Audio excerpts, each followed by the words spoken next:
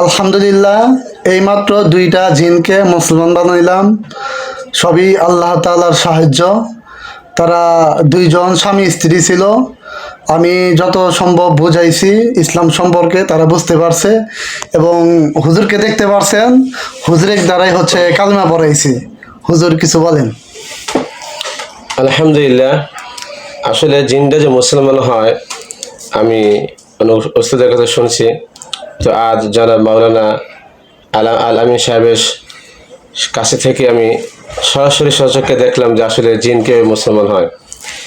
তো উনি এক রোগী দেখতেছিলেন, সেখানে আমিও গেলাম তার সাথে।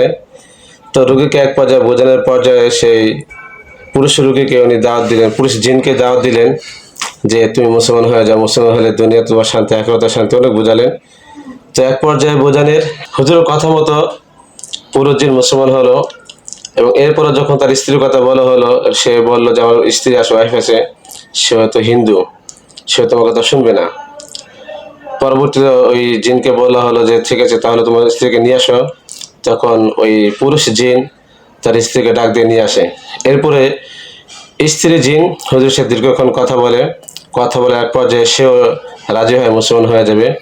তো যখন সে রাজি হয় তখন আমি তাকে কালিমা পড়াই, কালিমা তৈবা, কালিমা শাহাদাত পড়াই, সেও মুসলমান হয়ে যায়। তো আমরা পুরো জিনের নাম রাখছি আব্দুর রহমান, আর মেয়ে জিনের নাম রাখছি আয়েশা।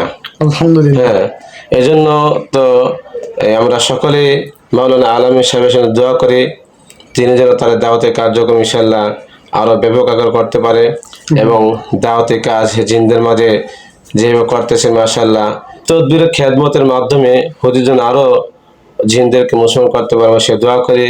এবং তারা যেন যে সমস্ত মানুষ, মুসলমান ভাইরা আমরা যারা আছি, সাধারণ মানুষ, সাধারণ পাবলিক যারা ঋণগ্রস্ত কি বলে এই রোগীগ্রস্ত হয়ে যায় জিনদের মাধ্যমে, তারা ইনশাআল্লাহ সমস্যা সমাধানের জন্য হুজুরের কাছে আসতে পারেন, যোগাযোগ করতে পারেন, আমি আশা ব্যক্ত করে এবং আপনাকে দোয়া চেয়ে এই এখনই বিদায় নিচ্ছি। আসসালামু আলাইকুম ওয়া রাহমাতুল্লাহি ওয়া বারাকাতুহু। সবাই আমাদের জন্য দোয়া করবেন, আল্লাহ যেন দুনিয়াতে হেফাজতে রাখে, দুনিয়াতে যেন মাফ করে দেয়, আখিরাতেও যেন মাফ করে দেয়। আলহামদুলিল্লাহ, এ পর্যন্ত চারটা জিন মুসলমান হয়েছে। আলহামদুলিল্লাহ, সকলে দোয়া করবেন আমাদের এই দিনই কাজ, জিনদের ভিতরে দিনই কাজ যেন বহাল রাখতে পারি। আল্লাহ রাব্বুল আলামিন যেন আমাদেরকে সাহায্য করেন। সকলে দোয়া করবেন। আসসালামু আলাইকুম রহমতুল্লাহি ওয়া বারাকাতুহু।